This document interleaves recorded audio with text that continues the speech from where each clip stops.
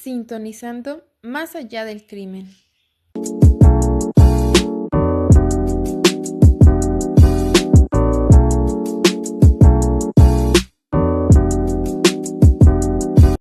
Muy buenas tardes, días o noches, depende en qué momento nos escuchen. Estoy feliz de estar aquí con ustedes. Para quienes nos estén escuchando, mi nombre es Valeria Sandoval González y en Instagram pueden encontrarme como vxsant_.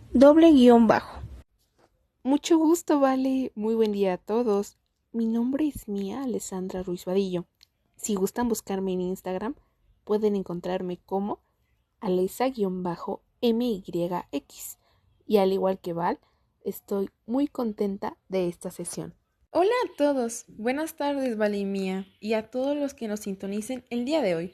Mi nombre es Alison Onofre Hernández, me pueden llamar Ali. Pueden encontrarme en Instagram como Alison Onofre y estoy muy contenta de estar aquí para hablar del tema del día de hoy. Y pues demos inicio a este bonito programa, a Más allá del crimen. Hoy tenemos una sesión muy interesante. Exacto. El día de hoy tenemos un tema muy interesante, pero también muy impactante, el robo de pertenencias en la escuela, que es algo que nos afecta hoy en día. Pero bueno, antes de entrar directamente a nuestro tema, me gustaría hacerles una pregunta a ambas. Para ustedes, ¿qué es el robo de pertenencias? Bueno, es una interesante pregunta. Para mí el robo de pertenencias es el acto de meramente robar alguna pertenencia de alguien más. Robar lo que no te pertenece, lo que no es tuyo. Pero más que el acto de robar, me parece que hay un trasfondo de lo que sucede. ¿Por qué es que la persona que roba llega a ese punto? Bueno, yo les voy a hablar qué es el robo de pertenencias, o más bien quiero reafirmar este concepto de robo, porque ya sabemos que es un acto indebido, pero el robo de pertenencias, según el gobierno de México, es sustraer un objeto sin el consentimiento de la persona que es dueño o dueña de dicho objeto. Así, también el robo de pertenencias es considerado un delito por el artículo 367 del Código Penal Federal de nuestro país y que puede tener una pena de prisión o una multa, dependiendo del valor del objeto sustraído y de las circunstancias en las que se cometió dicho delito. Y muchas veces es generada de manera intencional, porque también existe la gente que roba por necesidad, pero ojo, eso no significa que siga estando bien, y en algunos casos suele haber violencia o amenazas, y al igual que la persona que roba trata de ser lo más discreto posible para no lograr ser visto en el dicho acto. Y como mencionaba, este es un tema que hoy en día, lamentablemente, es bastante recurrente. Por ello, la importancia de hablar, de concientizar a los jóvenes estudiantes sobre las consecuencias, ya sea legales, sociales y emocionales, que se tienen al cometer este tipo de acción, que es el robo de pertenencias. Lo que mencionaste, Mía, es algo muy interesante y considero yo un buen inicio de lo que hablaremos el día de hoy, porque, aunque nuestro tema principal es el robo de pertenencias, también lo analizaremos con una obra literaria. La obra seleccionada es Crimen y Castigo, de Fyodor Dostoyevsky.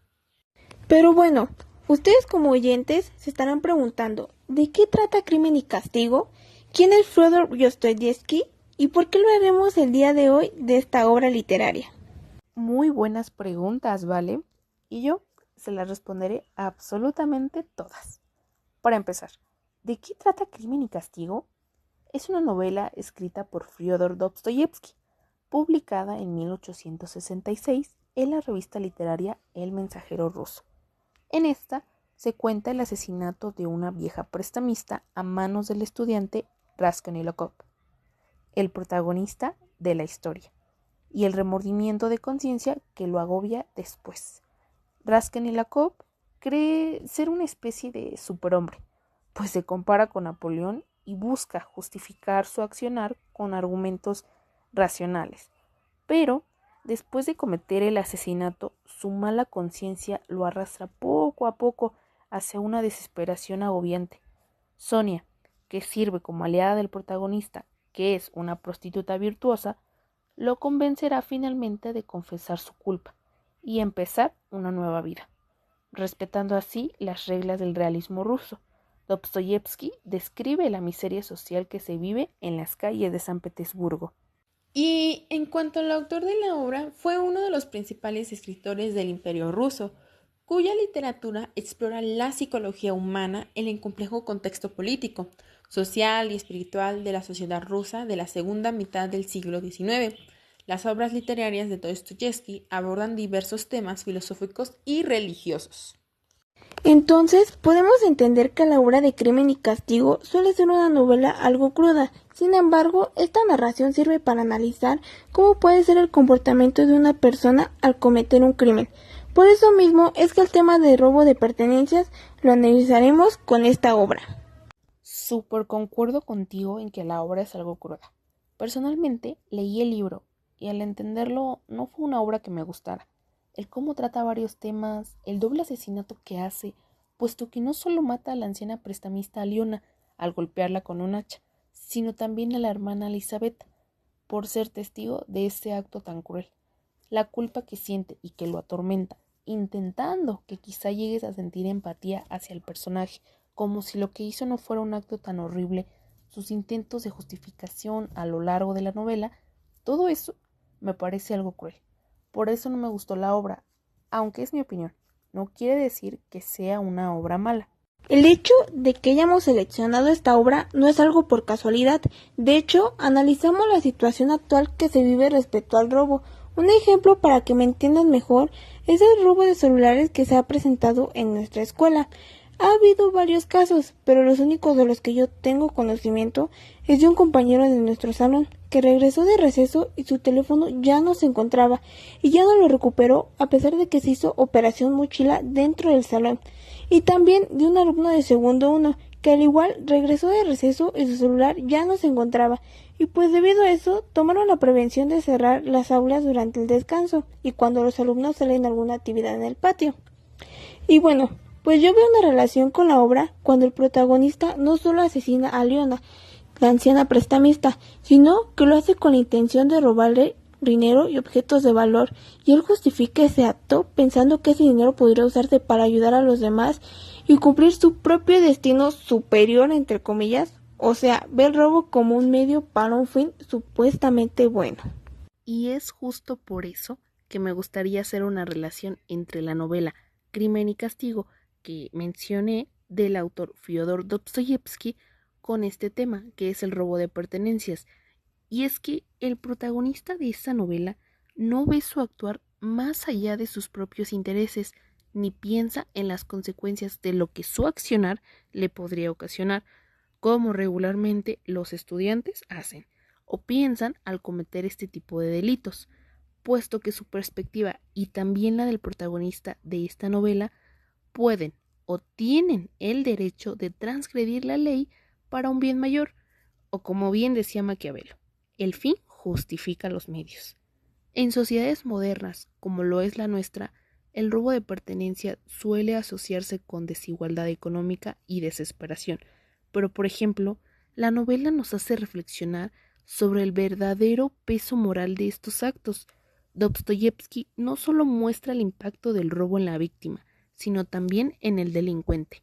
La verdad me parece un espectro muy interesante, ya que el hecho de robar a veces lo podemos justificar demasiado por la situación en la que se vive, y en parte pues sí tienen razón.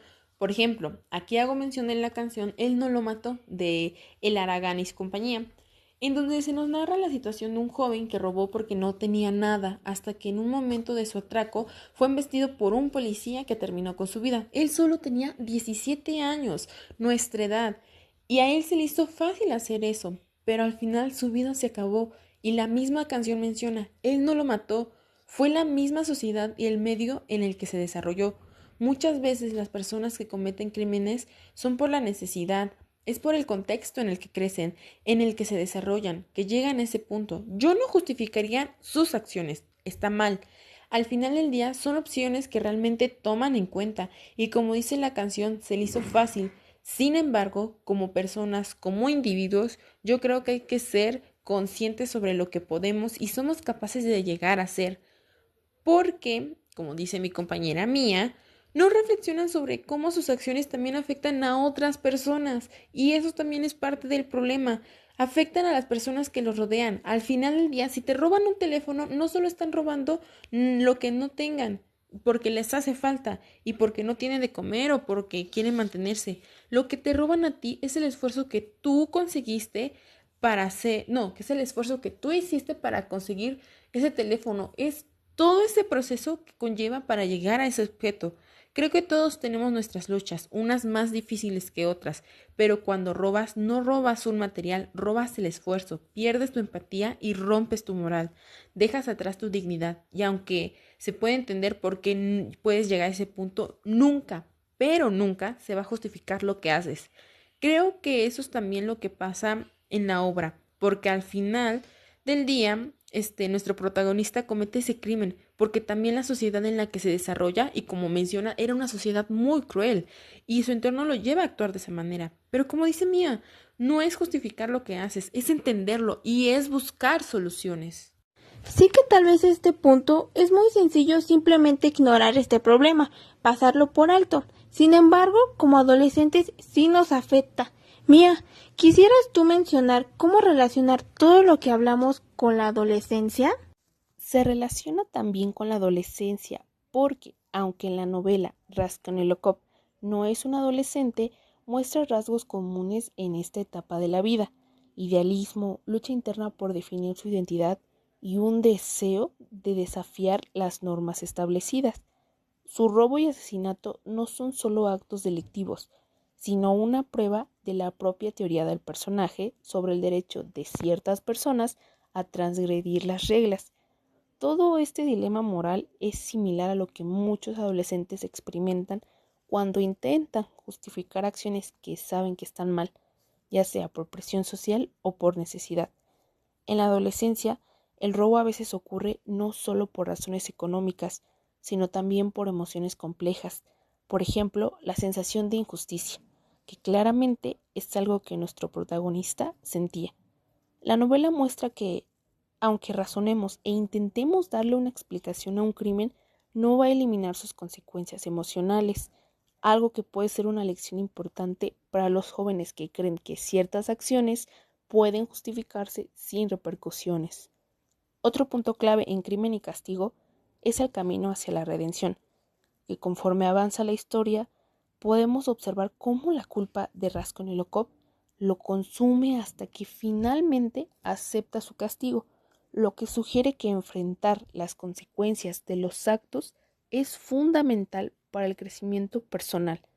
En la adolescencia, aprender de los errores y asumir la responsabilidad es esencial para desarrollar valores sólidos. La novela muestra que el verdadero cambio no viene de la negación, sino de la aceptación del error y la búsqueda de una nueva identidad basada en la reflexión y la justicia. Me parece muy interesante tu forma de ver la situación, Mía. Concuerdo mucho con tu postura. Creo que también cuando somos jóvenes podemos tomar decisiones que son equivocadas. Al final del día, no has crecido bien, no has madurado completamente, no somos tan conscientes de lo que sucede a nuestro alrededor. Y es que cuando nos enfrentamos a las consecuencias de esas acciones, es que el remordimiento y la culpa se hacen presentes en la mayoría de casos. Y digo en la mayoría de los casos porque también existen casos donde robar provoca adrenalina y excitación, de alguna manera. No lo llegan a hacer por necesidad, sino también por gusto. Entonces, este tipo de condición se le conoce como cleptomanía, el cual es un trastorno mental que afecta la capacidad de controlar los impulsos. Pero considero ese otro punto. Aquí lo interesante y lo más relevante es lo que sucede cuando robas. Es el estereotipo y los prejuicios que rodean a la persona que comete el crimen lo perjudican en gran escala, porque en la sociedad lo marca, la vida lo marca, si lo llegan a descubrir lo marcan de por vida.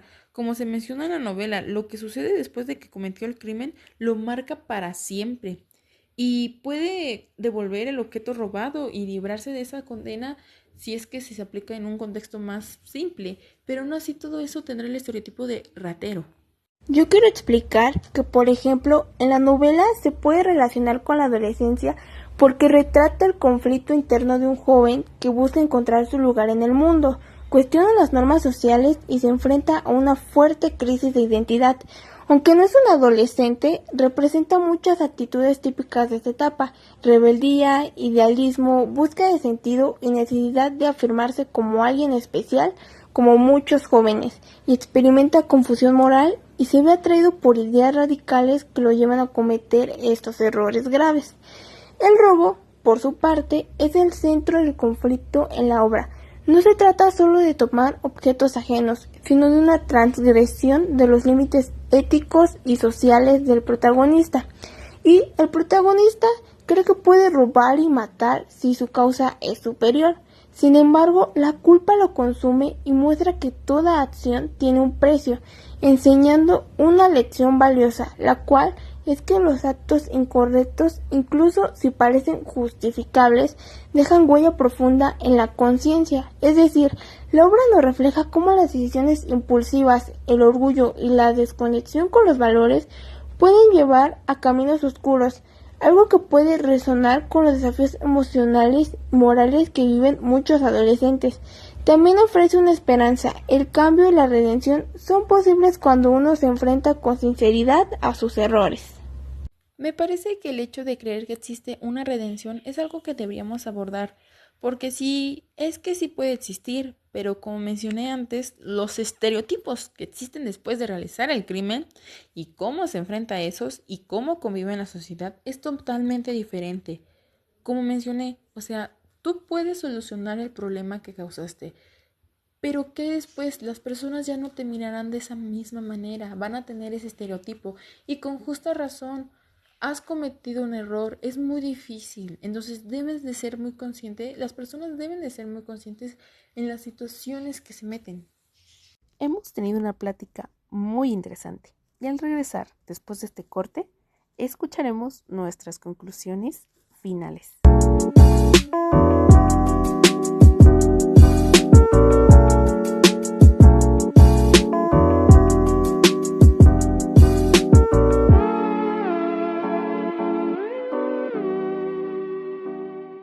Hola a todos de nuevo, queridos amigos oyentes. Bueno, estamos por finalizar nuestro querido programa, Más allá del crimen.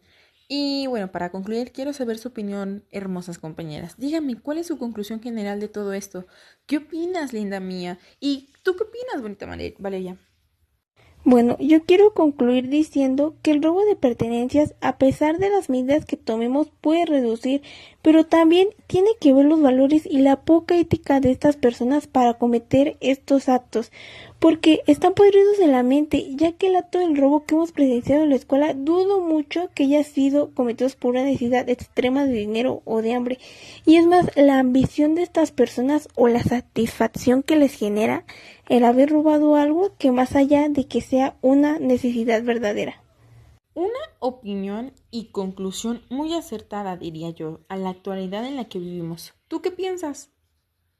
Bueno, dentro de la relación entre ambos temas, me conflictúa mucho la justificación, cuando cometen actos como el robo bajo ideas propias, ya sea porque yo lo necesito, o por ideología, o simplemente porque se les presenta la oportunidad.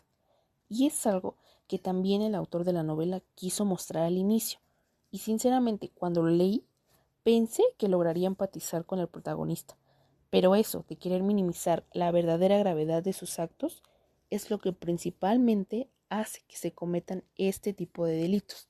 También es una conclusión muy acertada. Y bueno, personalmente, yo creo que para poder reducir ese tipo de situaciones debemos de hacer una introspección en nosotros mismos y ser conscientes de lo que es bueno y de lo que es malo. Y aparte de ser conscientes, no hacer cosas malas que parezcan buenas o cosas buenas que parezcan malas. Siento que cuando es una situación en una área más grande es difícil de erradicar este tipo de situaciones, pero cuando se trata del ámbito escolar, que es un ambiente donde todavía se puede manipular, podemos aprender a tomar las decisiones acertadas y una decisión te puede afectar para toda la vida. Entonces, podemos ser conscientes de esto.